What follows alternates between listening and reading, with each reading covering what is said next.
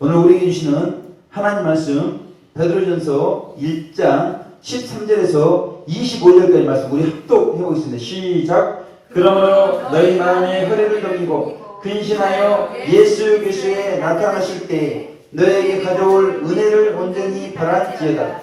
너희가 순종하는 자식처럼 이전 알지 못할 때에 쫓던 너희 사역을 본삼지 말고 오직 너희를 부르신 거룩한 자처럼 너희도 모든 행실에 거룩한 자가 되라. 기록하였으되 내가 거룩하니 너희도 거룩할지어다 하셨느니라. 예물로 거시지 않고 각 사람의 행위대로 판단하시는 자를 너희가 아버지라 부른즉 너희의 나그네로 있을 때에 두려움으로 지내라. 너희가 알거니와 너희 조상의 유전한 망령된 행실에서 구속된 것은 은이나 금같이 없어질 것으로 한 것이 아니요 오직 흐름 없고 점없는 어린 양 같은 그리스도의 보배로운 피로 한 것이니라. 그는 창세전부터 미리 알리신 바 된 자나 이 말세에 너희를 위하여 나타내신 바 되었으니 너희는 저를 죽은 자 가운데서 살리시고 영광을 주신 하나님을 그리스도로 말미암아 믿는 자니 너희 믿음과 소망이 하나님께 있게 하셨느니라. 너희는 진리를 순종함으로 너희 영혼을 깨끗하게 하여 거짓이 없이 형제를 사랑하게 이르렀으니 마음으로 뜨겁게 비차 사랑하라. 너희가 거듭난 것이 썩어진 씨로 된 것이 아니요 썩지 아니한 씨로 된 것이니 하나님의 살아있고 항상 있는 말씀으로 되었느니라. 그러므로 모든 육체는 풀과 같고 그 모든 영광이 풀의 꽃과 같으니 풀은 마르고 꽃은 떨어지되 오직 주의 말씀은 세세토록 있도다 하였으니 너희에게 전한 복음이 곧 이 말씀이니라. 아멘. 우리 사랑합니다 인사하겠습니다. 사랑합니다. 사랑합니다. 사랑합니다.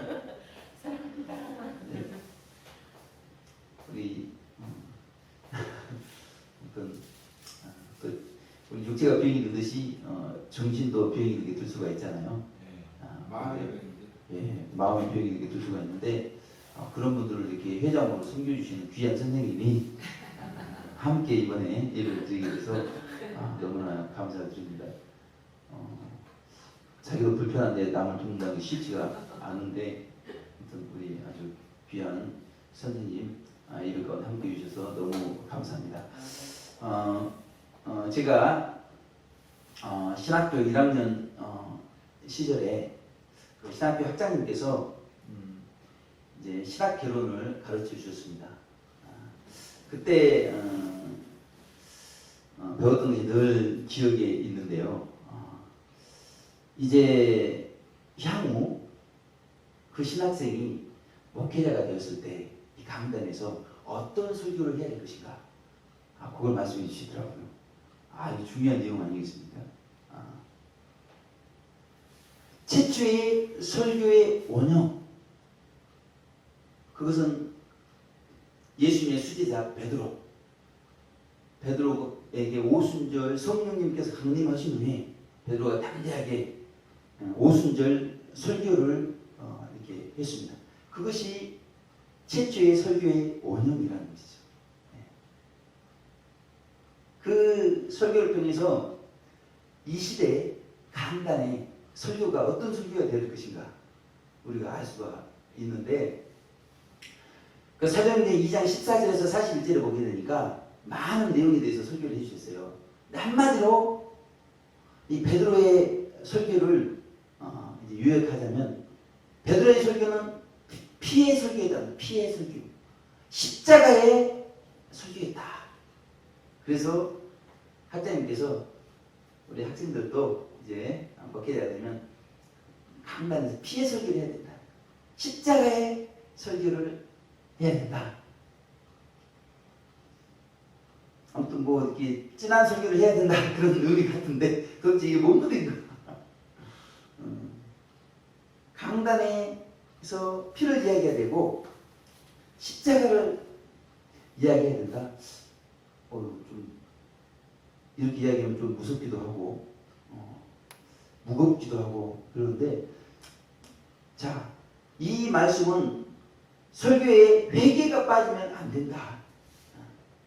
지금 오늘날 강단의 문제는 회개를 이야기하는 건 아니에요. 회개를 이야기 안 하는 건 아닙니다.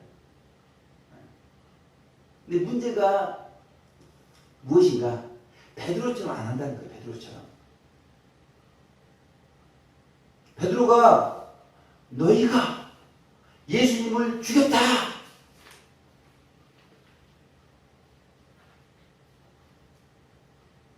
그러나 그 예수님 다시 살아나셨다. 우리를 위해서, 나 같은 죄를 위해서 예수님이 십자가에 달려 죽으셨다. 그러니까 그 설교를 듣던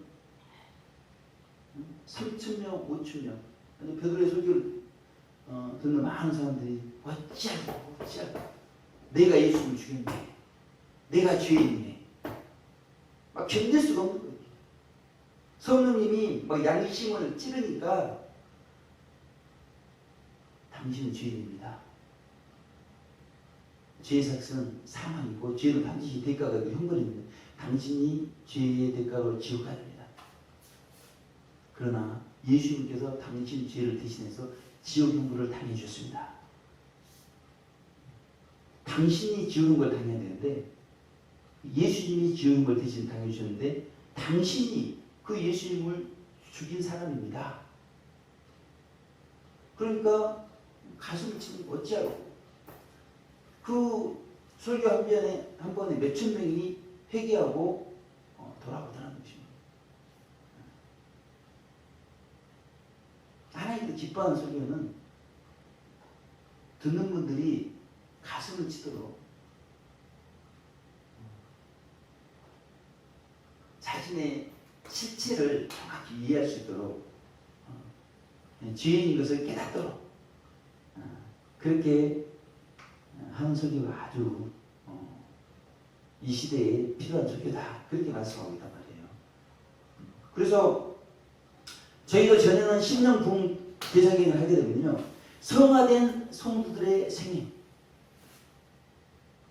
그러니까 성화된 성도들이 자신의 죄인됨을 알고 그 죄를 정결케 하기 위해서 어떻게 신앙생활을 했는가, 그분들의 그런 신앙생활의 모습들을 증거를 할 때 얼마나 이것이 은혜가 되고, 어쩜 저렇게 똑같은 사람인데 나와 저렇게 다르게 신앙생활을 하고 있는가. 질적으로 완전히 틀리다는 거예요. 질적으로. 그래서 밥을 안 먹어요, 사람들이. 증거가 끝났어요. 이제 밥 먹고 또 증거를 들어야 되는데 도무지 밥이 안 먹힙니다. 밥이 안 먹힙니다. 저 사람도 죄인이고 나도 죄인인데 왜 저 사람은 저렇게 죄에 대해서 철저히 살고 나는 뭐 죄를 져도 뭐 회개도 안 하고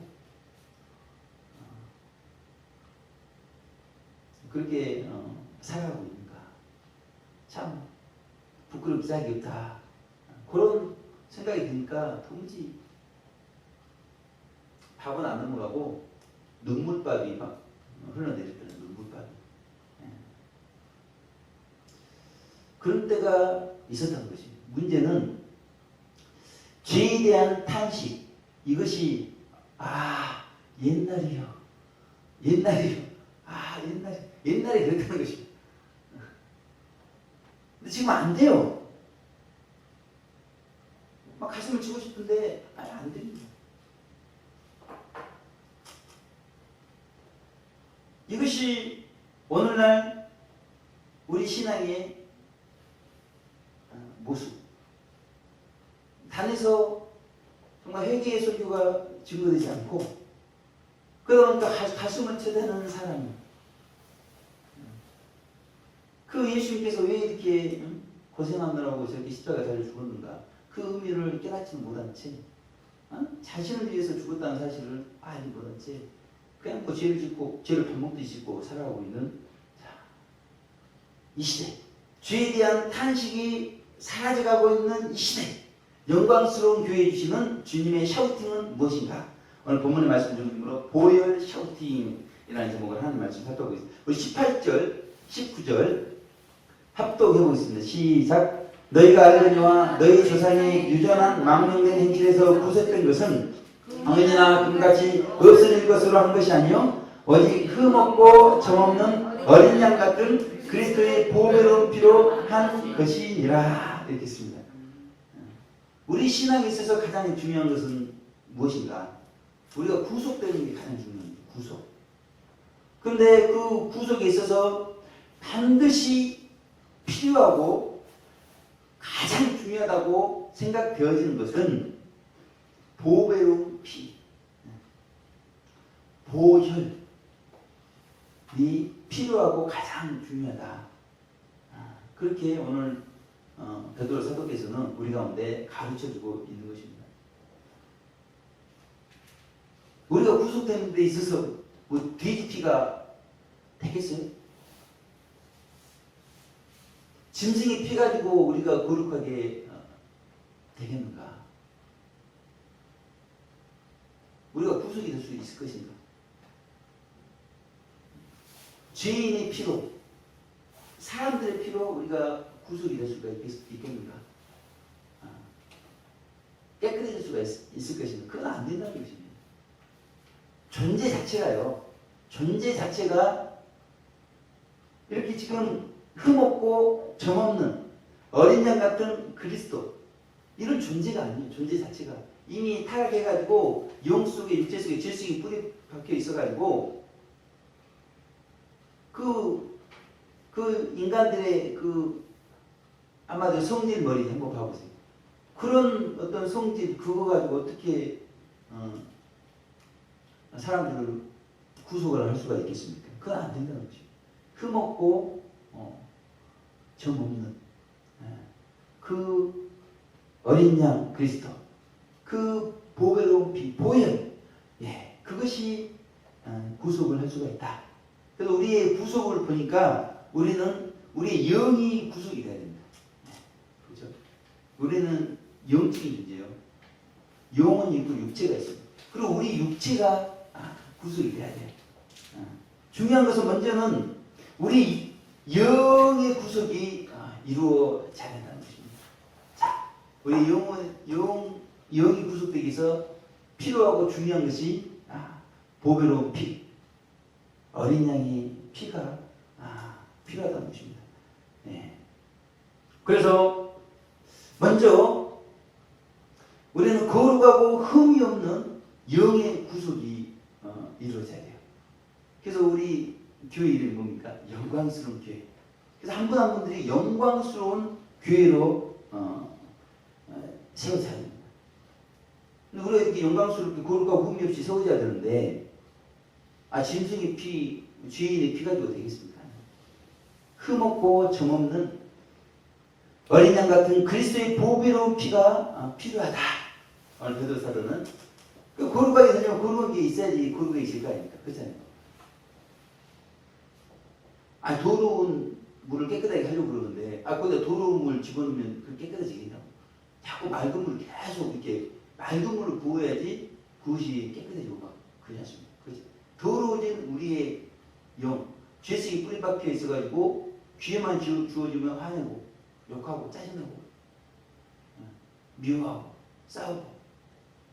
자, 그런 우리를 깨끗하게 하기 위해서 흠없고 점없는 보혈이 필요하다. 에베소 5장 27절에 보니까요, 자기 앞에 영광스러운 교회로 세우사 티나 주리다 핀 것이나 이런 것들이 없이 거룩하고 흠이 없게 하려 하심이니라. 우리를 창조하시고 우리를 그렇게 불러주시고, 그렇죠? 그 이유는 이렇게 우리를 아주 이렇게 흠없고 점없고 티 없고 주름 없는 그런 한 분 한 분 거룩함, 그런 한 분 한 분들로 만들어 주시기 위해서 우리를 그렇게 영광스러운 교회로 세워 주시기 위해서 어린 양 보혈이 필요하다는 것입니다. 그렇다면 우리가 외쳐야 될 보혈 샤우팅이 무엇일까? 세 가지를 살펴보겠습니다. 그럼 첫째는 보혈로 말미암아 은총이 준비가 되었다는 것입니다. 은총이.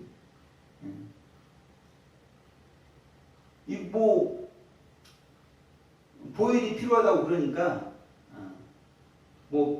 피로 깨끗하게 뭐 씻어서 우리 죄를 흰 털처럼 또 흰 눈처럼 그렇게 하고 막 그런 줄 안다니까요.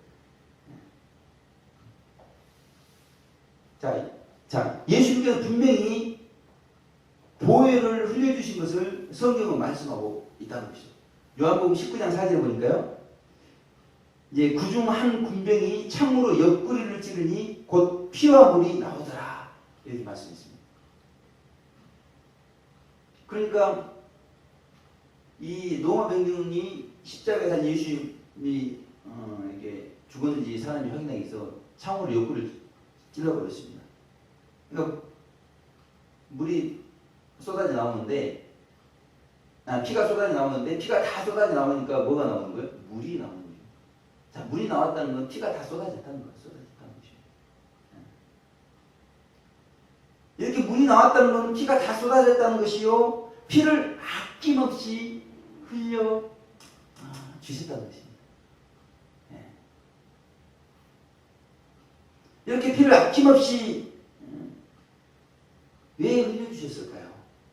그것은 자, 우리 죄는 피 없이는 안 된다. 우리 죄가 깨끗하게 사해지기 위해서는 이 피가 없으면 되지를 않는다는 것입니다. 그래서 성경에 뭐라고 말씀하고 있어요? 히브리서 9장 22절을 보니까 피 흘림이 없은즉 사함이 없느니라. 그래서 우리의 죄가 사함받는 죄사함의 은혜를 위해서 예수님께서 이렇게 아낌없이 피를 흘려주셨다는 것입니다. 그러니 양손과 발, 옆구리에 흘러나온 피가 그 예수님의 몸에 묻었다는 거죠. 부활하신 예수님의 몸에 그 피 흔적이 있는 거예요. 그래서 사흘 만에 부활하신 예수님께서 승천하셔서 그 피를 가지고 하나님의 보좌, 그 은혜의 보좌, 우리 죄를 용서해 주시는 그 보좌에 피를 뿌려주셨다는 것입니다. 자, 그로 말미암아서 우리가 죄를 지을 때마다 용서해 주시는 은총, 그 은총이 준비가 되었다는 것입니다. 우리는 이것을 외쳐야 돼요. 예수님께서 일방적으로 하나님께 일방적으로 우리가 상의한 게 아닙니다. 일방적으로 그렇게 우리 죄인들 위해 십자가에 달려 죽어주셨어요. 그래서 우리 죄인들이 언제든지 전 죄인입니다 고백만 하면 그 피를 이제 그 은총을 힘입어서 우리가 용서받을 수 있도록 하기 위해서 이렇게 예수님께서 십자가에서 피 흘려주셨는데 그것은 우리를 위해서 은총을 준비해 주신 것이다. 그렇게 성경은 오늘 우리 가운데 말씀하고 있다는 것입니다. 자, 그래서 중요한 건 뭐겠어요? 히브리서 4장 16절에 이렇게 말씀하고 있습니다. 그러므로 우리가 국류하심을 받고 때를 따라 돕는 은혜를 얻기 위하여 은혜의 보좌 앞에 담대히 나아갈 것이니라. 이렇게 말씀하고 있어요. 그러니까 이제 은총이 이렇게 예수님께서 십자가에서 이렇게 물까지 다 아낌없이 피를 다 흘려주셔가지고 은총이 준비가 됐습니다. 너무나 고맙죠. 아니, 예수님이 무엇이 간대? 제 대신에 지옥의 물을 당해주시고 물과 피를 다 쏟아주시는 거 너무나 고맙다는 것입니다. 근데 고맙습니다 하고만 있으면 될 일이 아니라는 거죠. 그 준비된 보혈의 은총이 우리 영의 구속을 위해서 사용되어야 된다는 것입니다.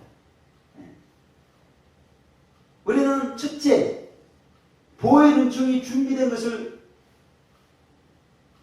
외쳐야 되고, 이제 두 번째, 그 보혈이 실제적으로 한 분 한 분들에게 적용이 될 수 있도록 외쳐야 된다. 자, 이것이 아주 중요해요. 그러니까 지금 대부분의 사람들은 그 예수님께서 그렇게 십자가에 내 대신 달려 죽으셔서 제 문제를 해결해 주셨다는 것입니다. 우리가 의롭게 되었다는 거예요. 우리는 좀 간다는 것입니다. 그러면서 교회와 성도들이 죄라는 죄는 다 짓고 살아요. 믿지 않는 분보다 어떨 때는 더 막 죄를 짓고 이렇게 살아가고 있습니다. 예수님 빽을 믿고 그렇게 살아가고 있는. 그러니까 진리를 잘못 깨닫고 그 준비된 은총만 바라보고 모든 것이 다 된 것처럼 착각을 하고 살아가고 있다는 것입니다.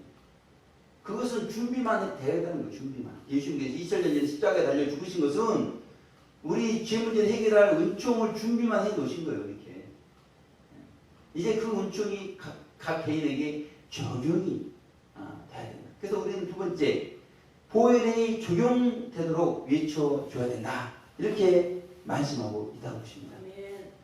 그래서 계시록 7장 14절에 내가 가로되 내 주여 당신이 알리다니 그가 나더러 이르되 이는 큰 환난에서 나오는 자들인데 어린 양의 피에 그 옷을 씻어 희게 하였느니라. 이렇게 말씀하고 있어요. 그러니까 교회시대에 이기신 분 14만 4천은 제한 나머지가 이렇게 보혈을 적용해서 자, 영의 구속이 되었어요. 그래서 지금 흰옷을 입고 천국에서 구원의 노래를 부르고 있는데 이분들이 뭐라고 그러느냐 이거죠. 이분들은 큰 환난에서 나오는 분들인데 어린 양의 피에 그 옷을 씻어 희게 하였느니라 그랬어요. 이렇게 준비된 보혈의 은총, 그 은총을 가지고 그 옷, 자기 행실을 씻었단 말이에요. 씻었어요. 그래서 정결케 했다, 희게 했다. 그래서 지금 흰옷을 입고 천국에서 구원의 노래를 부르고 있는 것을 우리 가운데 보여주고 있다는 것입니다. 천국이 결단코 예수님께서 준비된 은총만 바라보고 이런 분들을 들어갈 수 있는 것이 아니에요. 예수 믿는다고 들어가는 것이 아닙니다. 그 예수님께 준비해 놓으신 은총을 가지고 자기 행실을 씻어야 돼요. 그래야 들어가게 되어 있다는 거죠. 어린 양 피에 그 옷을 씻어 희게 해야 된다는 거예요. 이 말씀이 도대체 무슨 말씀이냐 이거죠. 그러니까 준비된 그 보혈 은총, 그 보혈 은총은 사제 은총과 성결 은총, 우리가 자범죄를 범할 때마다, 화를 낼 때마다, 미워할 때마다, 그 죄를 범할 때마다 우리가 회개하면 용서해 주시는 그 사제 은총, 그 사제 은총이 오늘 베드로가 최초에 설교를 했을 때 그 성령님이 각 사람의 양심을 두들기면서 회개할 때 공급해 주셨던 것처럼 그렇게 한 분 한 분들이 죄송합니다. 하나님 또 죄를 범했습니다. 미안합니다. 그 고백할 때 어떤 분은 가슴을 치기도 하고요. 어떤 분은 너무나 죄송해가지고 금식도 하고 그럴 때마다 아주 피가 듬뿍듬뿍 하나님의 은총이 적용이 되어 있는 것을 말씀하고 있다는 것입니다. 이렇게 은총이 적용이 되어야 우리 죄가 사함을 받게 되어 있어요. 그것에 대해서는 우리가 믿음이 있어야 돼요. 그 믿음은 아주 기초적인 거예요. 우리가 고백하면 다 그 죄에 대해서 하나님은 다 용서해 주신다는 것입니다. 그거 가지고 더 이상 죄책감을 가질 필요는 없어요. 성경은 그렇게 말씀하고 있다는 거예요. 이렇게 누굴 미워했는데 누굴 미워해 죄송합니다. 이렇게만 해도 용서가 될까? 용서가 돼요. 근데 그분은 그렇게 입술로만 회개하면 또 금방 또 미워하게 됩니다. 입 때문에 그랬다고 입이라도 한 대 치고 그러면 나중에 미워하려고 그래도 입 아파서 이렇게 하기가 어렵고 그럴 수도 있죠. 그러니까 회개를 어떻게 하느냐에 따라서 이제 사실은 또 다시 이렇게 반복해서 죄를 지을 때 그 상황이 달라지고 막 그렇게 되어 있습니다. 그러나 우리가 진심으로 우리가 잘못한 데 대해서 회개하면 하나님은 반드시 우리를 용서해 주게 되어 있다. 그렇게 말씀하고 있는 것입니다.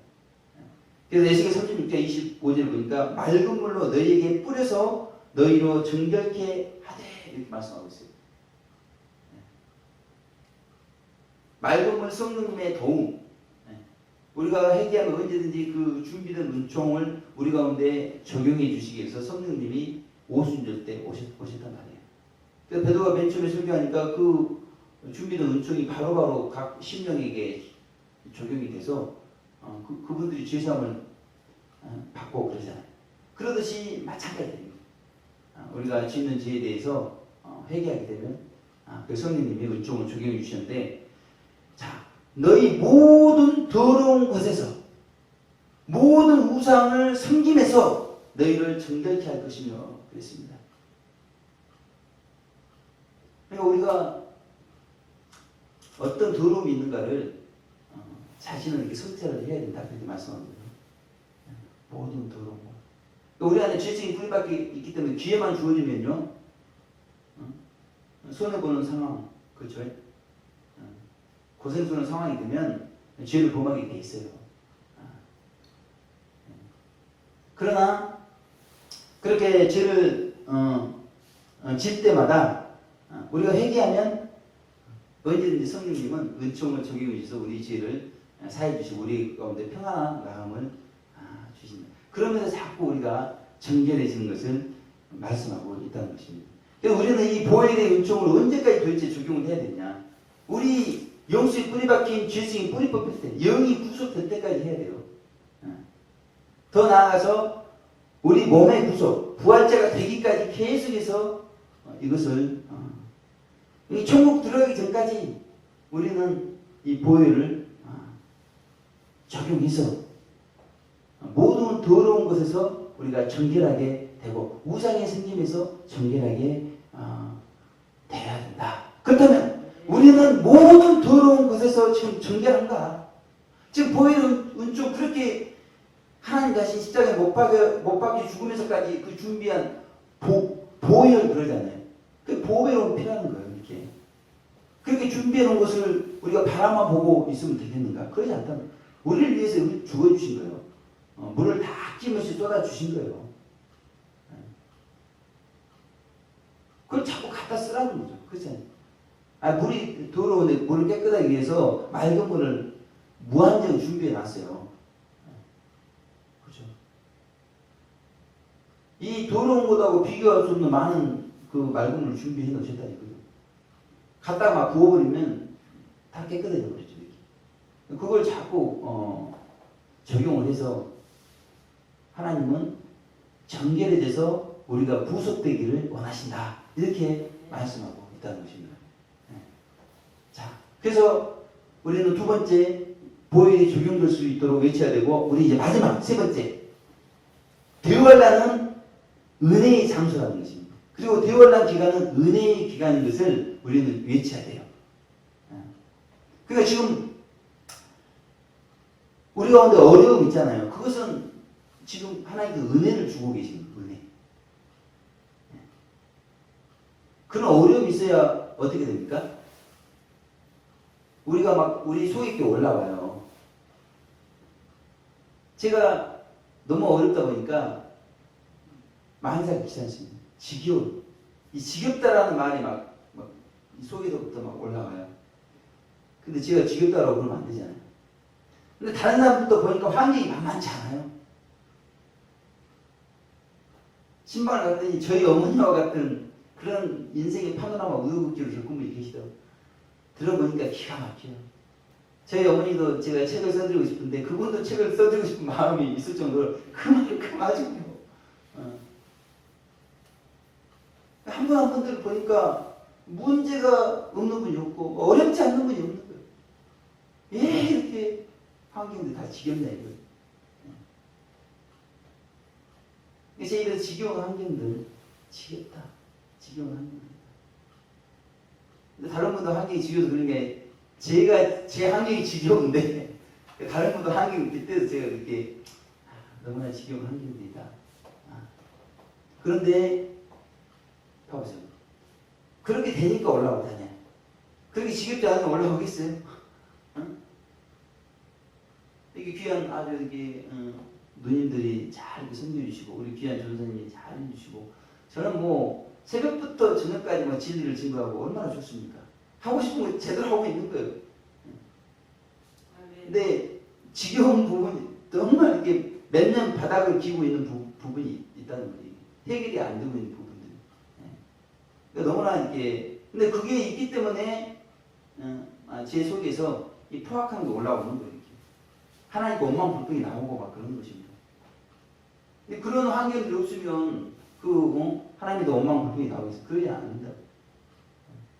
지금 밑바닥에 아주 이렇게 때가 눌러 있는 것을 흔들어서 이렇게 올린 겁니다. 그거를 보혈로 깨끗하게 씻어주시기 위해서 그렇게 한다는 것이죠. 그러니까 환란이 가중되면 가중돼서 밑바닥 것들이 올라온다는 거예요. 밑바닥 것들이. 제가 이 양말 안 신고 신을 신다 보니까 밑창이 아니라 때가 이렇게 층층이 쌓였어요. 그 밑에 것까지 벗기려면 뜨거운 물 부어가지고 이렇게 다 때를 벗겨야 된다. 까지 않아요. 하나님은 우리 아주 밑바닥에 있는 그런 것조차 다 이렇게 흔들어서 우리 연필통을 조그만 막대기 흔들면 콩나물 몇 개 이렇게 안 올라옵니다. 근데 막대기로 막 휘저으면 밑바닥에 있는 게 다 올라오게 되어 있어요. 우리 속에 안에 있는 것들을 적나라하게 우리가 확인을 하면서 제가 이렇게 죄인인 것을 깨닫고 자 회개하면 죄가 많은 곳에 사함도 많다는 것입니다. 피가 풍성하게 적용이 되어지는 것이에요. 작은 죄 있잖아요. 작은 죄. 작은 죄, 죄라고 생각지도 않는 죄들이 그런 어려운 환경 가운데 이제 드디어 깨달아지게 돼요. 그냥 그전에는 그냥 뭐 죄를 짓고도 전혀 의식도 없어요. 그러니 해결을 하고 있어요. 그러지 않는데 이제 그런 죄들이 깨달아지고 그 죄도 해결하면서 보혈이 적용이 되어진다는